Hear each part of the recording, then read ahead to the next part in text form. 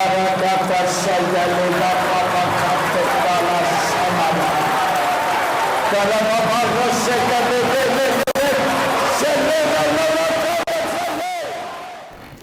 Praise the lord. అన్య భాషల విషయంలో క్రైస్తవ సమాజంలో కొన్ని శతాబ్దాలుగా భిన్నమైనటువంటి అభిప్రాయాలు కొనసాగుతూనే ఉన్నాయి. ఈ భాషల వరము అపోస్తలుల కాలంలోనే ముగిసిపోయింది అని ఒక వర్గం నమ్ముతుంటే, లేదు ఈ భాషల వరము నేటికి కంటిన్యూ అవుతుందని మరో వర్గం బలంగా నమ్ముతుంది. ఇది దేవదూతల భాషలు అని కొందరు అభిప్రాయం అయితే, లేదు ఇది కేవలం అర్థం లేనటువంటి ఉచ్చారణలు మాత్రమే అనేటువంటిది కొందరి విమర్శ. ఇవి వ్యక్తిగత ఆత్మీయ ఎదుగుదలకు తోడ్పడతాయని కొందరు విశ్వసిస్తే, ఇవి కేవలం గందరగోళానికి దారితీసేటువంటి వెర్రి కేకలు అని కొట్టిపారేసేవారు కూడా ఉన్నారు. రండి, ఒక డీటెయిల్డ్ అనాలిసిస్ ఈరోజు మనం చేద్దాం. భాష అంటే ఏంటి అని లోకరీత్యా మనం ఆలోచిస్తే అదొక వ్యవస్థ. అందులో గుర్తులు అంటే సింబల్స్, వ్యాకరణము అంటే గ్రామర్, మరియు ఒక నిర్మాణం అంటే ఒక స్ట్రక్చర్ అంటూ ఉంటుంది. దీన్నే గ్రీక్ భాషలో గ్లాసా అంటారు. అయితే బైబిల్ని మనం లోతుగా అధ్యయనం చేసినట్లయితే, ఈ భాష అనేటువంటిది కేవలం మనుషుల మధ్య జరిగేటువంటి కమ్యూనికేషన్ మాత్రమే కాదు అనే విషయం మనకు అర్థమవుతుంది. భాషలకు సంబంధించి లేఖనాల్లో 2 రకాల మేనిఫెస్టేషన్స్ మనకు కనబడతాయి. మొదటిది వచ్చేసి జెనోగ్లాసీ. ఒక వ్యక్తి తనెన్నడూ నేర్చుకున్నటువంటి భాష, తనకు తెలియనటువంటి భాషను అద్భుత రీతిగా ఆత్మ ప్రేరేపణ ద్వారా మాట్లాడడాన్ని జెనోగ్లాసీ అంటారు. దీనికి శ్రేష్టమైనటువంటి ఉదాహరణ అపోస్తలుల కార్యాలు 2వ అధ్యాయంలో మనకు కనబడుతుంది. పెంతెకోస్తు పండుగ రోజు ప్రపంచవ్యాప్తంగా చెదిరిపోయినటువంటి యూదులంతా కూడా ఒక చోట సమావేశమయ్యారు. వారంతా కూడా వేరువేరు దేశాల నుండి వేరే వేరే భాషా నేపథ్యాల నుండి వచ్చినటువంటి వారు.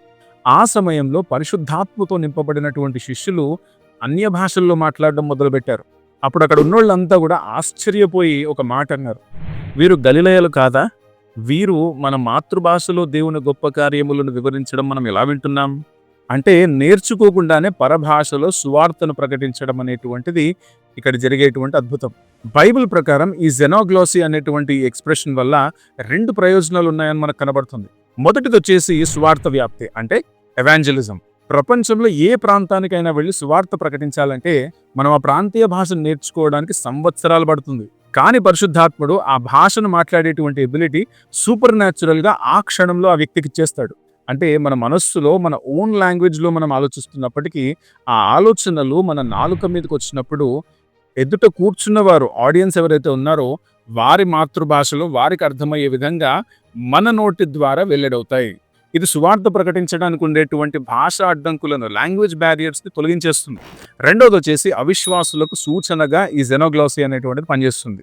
నేర్చుకోనటువంటి భాషలో మనం మాట్లాడడం అనేటువంటిది అవిశ్వాసుల దృష్టిని ఆకర్షించడానికి ఒక సూపర్ న్యాచురల్ సైన్గా పనిచేస్తుంది. ఈ విషయం గురించి మార్కు సువార్త 16వ అధ్యాయము 17వ వచనంలోను, అలాగే కొరింథీయులకు రాసిన మొదటి పత్రిక 14వ అధ్యాయము 22 వచనాల్లోనూ మనకు కనబడుతుంది. దేవుడు తన శక్తిని లోకానికి కనబరచడానికి అన్య భాషలను కూడా ఒక సూచక క్రియగా వాడతాడు. ఇప్పుడు మనం చూసిందంతా కూడా ఒక రకమైనటువంటి స్పిరిచువల్ మేనిఫెస్టేషన్. అయితే బైబిల్లో అన్య భాషలు అనేసరికి ఇది ఒకటి మాత్రమే కాదు, మరో స్పష్టమైనటువంటి వ్యక్తీకరణ కూడా బైబిల్లో మనకు కనబడుతుంది. అదే గ్లాసోలాలియా. ఈ గ్లాసోలాలియా అనేటువంటిది భూమి మీద ఉన్నటువంటి ఏ భాషా వ్యాకరణంతో కూడా సరిపోదు. ఇది కేవలం ఆత్మ నుండి ఆత్మకు జరిగేటువంటి సంభాషణ కోసం దేవుడు మనకిచ్చేటువంటి ఒక ప్రత్యేకమైనటువంటి భాష. పరిశుద్ధాత్మ వరాలు అపోస్తలులతోనే ఆగిపోయాయని వాదించేవారు దీనికి ఒప్పుకోరు. కానీ పౌలు గారు కొరింథీయులకు రాసినటువంటి మొదటి పత్రిక 14వ అధ్యాయంలో 3 రకాల భాషల వ్యక్తీకరణల గురించి మాట్లాడారు. సాధారణంగా ఈ భూమి మీద ఉనికిలో ఉండేటువంటి భాష అయితే మనుషులు కమ్యూనికేట్ చేసుకోవడానికి యూజ్ అవుతుంది. అంటే స్పీకర్ మనిషి అయి ఉండాలి, ఆడియన్స్ కూడా మనుషులే అయి ఉండాలి. కానీ 14వ అధ్యాయం 2వ వచనం గాని మనం చూస్తే, భాషతో మాట్లాడువాడు మనుష్యులతో కాదు దేవుడితో మాట్లాడుతున్నాడు. మనుషుడెవడునో గ్రహింపడు గాని వాడు ఆత్మ వలన మర్మములను పలుకుతున్నాడు. ఇక్కడ ఒక చాలా ఇంపార్టెంట్ పాయింట్ మనం నోటీస్ చేయాలి. మనం దేవుడితో మాట్లాడడానికి మన మాతృభాష సరిపోతుంది. కానీ పౌలు గారు ఇక్కడ ఒక ఆత్మ ప్రేరేపితమైనటువంటి భాష, స్పిరిట్ ఇన్స్పైర్డ్ లాంగ్వేజ్ గురించి మాట్లాడుతున్నారు.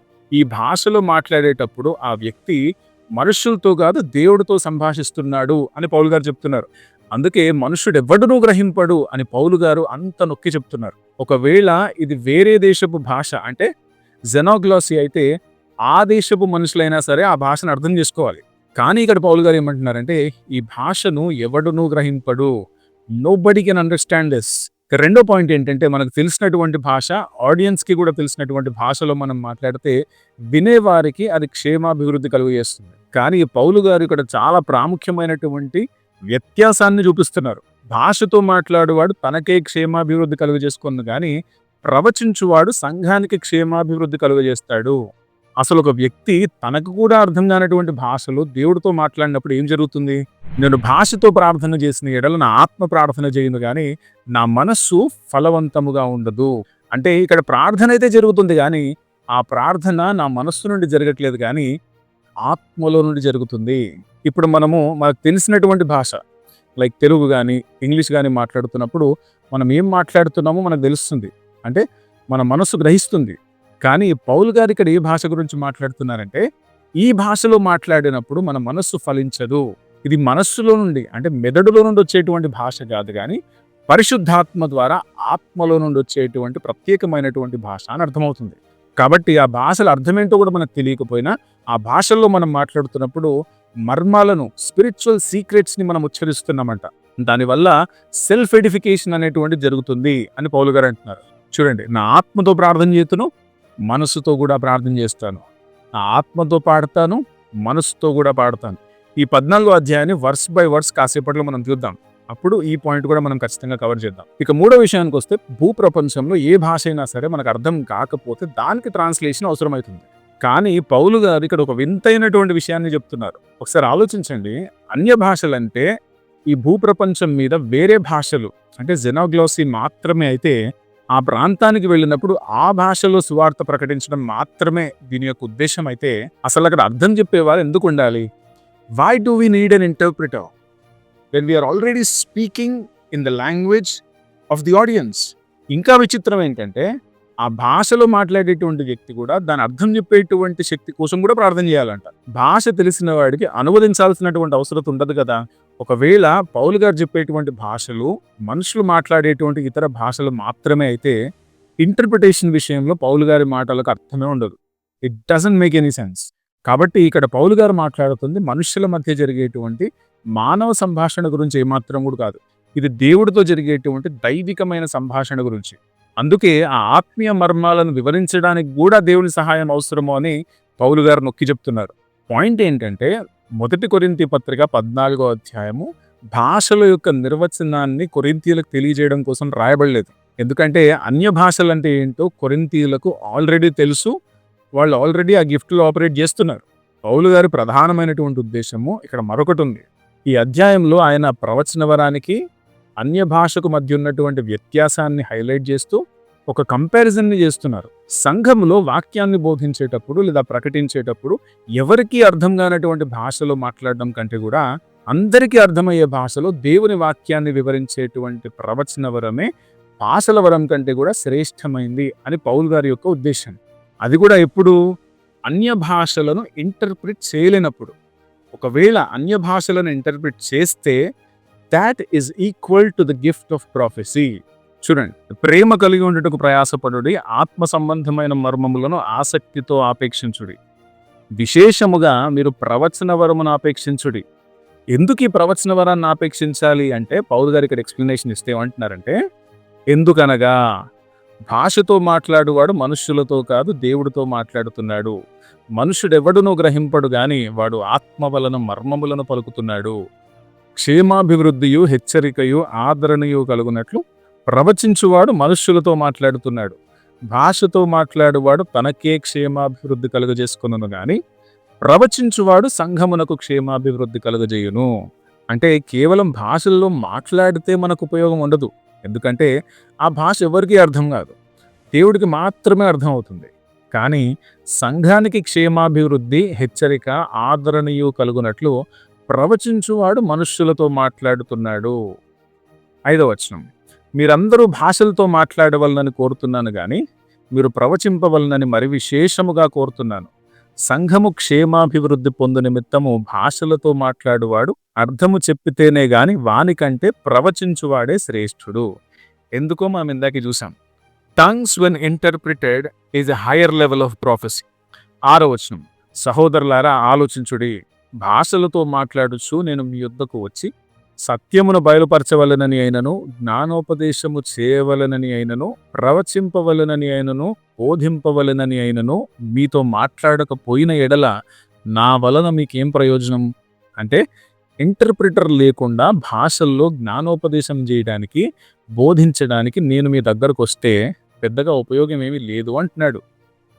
పిల్లన గ్రోవి గాని, వీణ గాని నిర్జీవ వస్తువులు నాదమిచ్చినప్పుడు స్వరములతో భేదము కలుగజేయని ఎడల ఊదినదేదో మీటినదేదో ఎలాగు తెలియను. మరియు బూర స్పష్టము కాని ధ్వని ఇచ్చినప్పుడు యుద్ధమునకు ఎవడు సిద్ధపడును. అలాగే మీరు స్పష్టమైన మాటలు నాలుకతో పలికితేనే గాని పలికింది ఎలాగూ తెలియను. మీరు గాలితో మాట్లాడుతున్నట్లుందరు. లోకమందు ఎన్నో విధములకు భాషలున్నను వాటిలో ఒకటైనను స్పష్టము కానిదై ఉండదు. ఇక్కడ కూడా పౌలు గారు అదే విషయాన్ని నొక్కి చెప్తున్నారు. ఇంటర్ప్రిటర్ లేకుండా భాషల్లో బోధించడం వల్ల ఎలాంటి స్పష్టత రాదు. ఎందుకంటే భూప్రపంచంలోని ఏ భాష అయినా సరే స్పష్టమైనదే, కానీ మీరు మాట్లాడుతున్న భాష స్పష్టమైనది కాదు. దీనికి ప్రపంచంలోని ఏ వ్యాకరణము కూడా సరిపోదు. కాబట్టి మాటల అర్థము నాకు తెలియకుండిన ఎడల మాట్లాడువానికి నేను పరదేశిగా ఉండును, మాట్లాడువాడు నాకు పరదేశిగా ఉండును. మీరు ఆత్మ సంబంధమైన వరముల విషయమై ఆసక్తి గలవారు గనుక సంఘమునకు క్షేమాభివృద్ధి కలుగు నిమిత్తము అవి మీకు విస్తరించున్నట్లు ప్రయత్నము చేయుడి. భాషతో మాట్లాడువాడు అర్థము చెప్పు శక్తి కలుగుటకై ప్రార్థించవలను. అదనమాట పాయింట్. నేను భాషతో ప్రార్థన చేసిన ఎడల నా ఆత్మ ప్రార్థన చేయును గాని నా మనస్సు ఫలవంతంగా ఉండదు. అంటే నేను ఈ సూపర్ న్యాచురల్ లాంగ్వేజ్లో నేను ప్రార్థన చేసినప్పుడు నా మనస్సుకు కూడా అర్థం కాదంట. కాబట్టి ఆత్మతో ప్రార్థన చేస్తాను, మనస్సుతోనూ ప్రార్థన చేస్తాను. ఆత్మతోనూ పాడుదును, మనస్సుతోనూ పాడుదును. ఆత్మతో ప్రార్థన చేయడం అంటే పరిశుద్ధాత్ముడు మనకిచ్చేటువంటి ఉచ్చారణలు పలకడం. మనస్సుతో ప్రార్థన చేయడం అంటే ఆ ఉచ్చారణల అర్థాన్ని కూడా పొందుకొని అర్థమయ్యే భాషలో కూడా ప్రార్థన చేయడం అని. ఆత్మతో ప్రార్థన చేస్తాను, మనస్సుతో ప్రార్థన చేస్తాను అంటే దాని అర్థం ఇదన్నమాట.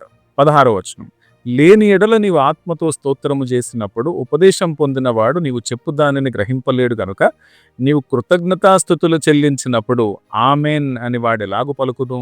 నీవైతే బాగుగానే కృతజ్ఞతాస్తుతులు చెల్లించుచున్నావు గాని ఎదుటివాడు క్షేమాభివృద్ధి పొందడు. ఎందుకంటే వాడికి అర్థం కాలేదు కాబట్టి. నేను మీ అందరికంటే ఎక్కువగా భాషల్లో మాట్లాడుతున్నాను, అందుకు దేవుణ్ణి స్తుతించదను. ఇదొక హ్యూమన్ లాంగ్వేజే అనుకుంటే అందరికంటే ఎక్కువ మాట్లాడడం అనే పోలికెందుకు? ఒక్కసారి మనం ఆలోచించాలి. హ్యూమన్ కమ్యూనికేషన్ మాత్రమే సోల్ పర్పస్ అయితే అందరికంటే ఎక్కువగా నేను భాషల్లో మాట్లాడుతున్నాను అని పౌలు గారు చెప్పుకోవాల్సిన అవసరం ఏంటి? నీడ్లెస్. నెక్స్ట్ వర్స్, అయినను సంఘములో భాషతో 10,000 మాటలు పలుకుట కంటే ఇతరులకు బోధ కలుగుటకై నా మనస్సుతో 5 మాటలు పలుకుట మేలు. సహోదరులారా, మీరు బుద్ధి విషయమై పసిపిల్లలు కాక దుష్టత్వం విషయమై శిశువులుగా ఉండుడి. బుద్ధి విషయమై పెద్దవారలై ఉండుడి. అన్యభాషలు మాట్లాడు జనుల ద్వారాను పరజనుల పెదవుల ద్వారాను ఈ జనులతో మాట్లాడుదును, అప్పటికైనను వారు నా మాట వినకపోదురు అని ప్రభువు చెప్పుచున్నాడని ధర్మశాస్త్రంలో రాయబడింది. కాబట్టి భాషలు విశ్వాసులకు కాదు అవిశ్వాసులకే సూచన అయ్యున్నవి. అపోస్తలుల కార్యములు 2వ అధ్యాయంలో జరిగినట్లుగా ఒక విశ్వాసి తనకు తెలిసిన భాషను, అంటే పరాయి భాషను ఎవరో తెలియని వ్యక్తి అద్భుత రీతిగా మాట్లాడడం విన్నప్పుడు అది దేవుని శక్తికి ఒక గొప్ప సూచనగా, అంటే ఒక సైన్గా మారుతుంది. కానీ ఇక్కడ 21వ వచనం చూస్తే ఈ కాంటెక్స్ట్ ఏంటంటే పాత నిబంధనలో ఇశ్రాయేలీయులు దేవుని మాట విననప్పుడు ఆయన పరాయి దేశస్థులు అంటే అశ్షూరీయుల భాష ద్వారా వారితో మాట్లాడారు. అంటే అర్థం కాని భాషలు వినబడ్డం అనేది వారు దేవునికి దూరమయ్యారు అని చెప్పి ఒక తీర్పుకు సూచన అన్నమాట. అదేవిధంగా సంఘంలో అర్థం లేకుండా అన్య భాషలు వాడితే అది అవిశ్వాసులకు తీర్పుగా మారుతుంది. అంటే నమ్మనటువంటి అవిశ్వాసులైనటువంటి యూదులకు తీర్పుగా మారుతుందే తప్ప వారికి రక్షణ సందేశాన్ని అందించదు అని అర్థం. ప్రవచించుట అవిశ్వాసులకు కాదు విశ్వాసులకే సూచన అయ్యున్నది. సంఘమంతయు ఏకమై కూడి అందరూ భాషలతో మాట్లాడుతుండగా ఉపదేశము పొందని వారైనను అవిశ్వాసులైనను లోపలికొచ్చిన ఎడల మీరు వెర్రి మాటలు మాట్లాడుతున్నారని అనుకుందురు కదా. అయితే అందరూ ప్రవచించుచుండగా అవిశ్వాసి అయినను ఉపదేశము పొందని వాడైనను లోపలికి వచ్చిన ఎడల అందరి బోధన వలన తాను పాపినని గ్రహించి అందరి వలన విమర్శింపబడును. అప్పుడతని హృదయ రహస్యములు బయలుపడును. ఇందువలన దేవుడు నిజముగా మీలో ఉన్నాడని ప్రచురము చేయుచు అతడు సాగిలపడి దేవునికి నమస్కారము చేయును. సహోదరులారా, ఇప్పుడు మీలో ఏం జరుగుతుంది? మీరు కూడి వచ్చినప్పుడు ఒకడు ఒక కీర్తన పాడాలని, మరి ఒకడు బోధింపవలననున్నాడు. మరి ఒకడు తనకు బయలుపరచబడిన ప్రకటన చేయవలననున్నాడు. మరి ఒకడు భాషతో మాట్లాడవలననున్నాడు. మరి ఒకడు అర్థము చెప్పవలననున్నాడు. సరే, సమస్తము క్షేమాభివృద్ధి కలుగటకై జరగనివ్వండి. భాషతో ఎవడైనను మాట్లాడితే ఇద్దరూ అవసరమైన యెడల ముగ్గురికి మించకుండా వంతుల చొప్పున మాట్లాడవలెను. ఒకడు అర్థం చెప్పవలెను. అర్థం చెప్పువాడు లేని యెడల అతడు సంఘములో మౌనముగా ఉండవలెను. తనతో దేవునితో మాట్లాడుకోవచ్చును. This is a very crucial point. భాషకు అర్థం చెప్పేవారు లేనప్పుడు ఆ భాషలో బోధించకుండా తనతోనూ దేవునితోనూ మాట్లాడుకోవచ్చు అంటున్నారు. అంతేగాని సంఘములో భాషల్లో మాట్లాడకూడదని కాదు. భాషల్లో ఉపదేశం చేయకూడదు అని. ఎప్పుడు? ఇంటర్ప్రిటర్ లేనప్పుడు. ప్రవక్తలు ఇద్దరు ముగ్గురు మాట్లాడొచ్చును, తక్కిన వారు వివేచింపవలను. అయితే కూర్చున్న మరి ఒకనికి ఏదైనను బయలుపరచబడిన ఎడల మొదటివాడు మౌనముగా ఉండవలను. అందరూ నేర్చుకొనుటకును అందరూ హెచ్చరిక పొందినట్లును మీరందరూ ఒకరిని తర్వాత ఒకడు ప్రవచించవచ్చును. అంటే ఇక్కడ ఒక ఆర్డర్ని మెయింటైన్ చేయండి అని పౌలు గారు అంటున్నారు, అంతే. మరియు ప్రవక్తల ఆత్మలు ప్రవక్తల స్వాధీనంలో ఉన్నవి. అలాగే పరిశుద్ధులు సంఘములన్నింటిలో దేవుడు సమాధానమునకు కర్తయే గాని అల్లరికి కర్తగాడు. దేవుడు సమాధానానికి మాత్రమే కర్త గాని అల్లరికి కర్త కాదు అని ఈ కాంటెక్స్ట్లో పౌలు గారు అంటున్నారు. ఒకరి తర్వాత ఒకరు మాట్లాడకుండా గందరగోళం చేయడాన్నే పౌలు గారు అల్లరి అన్నాడు తప్ప ఆత్మ అనుగ్రహించేటువంటి భాషను మాట్లాడడాన్ని కాదు. రైట్. సో అది ఇవాల్టి మన అంశం. మరో వీడియోతో మళ్ళీ కలుసుకుందాం. Praise the lord.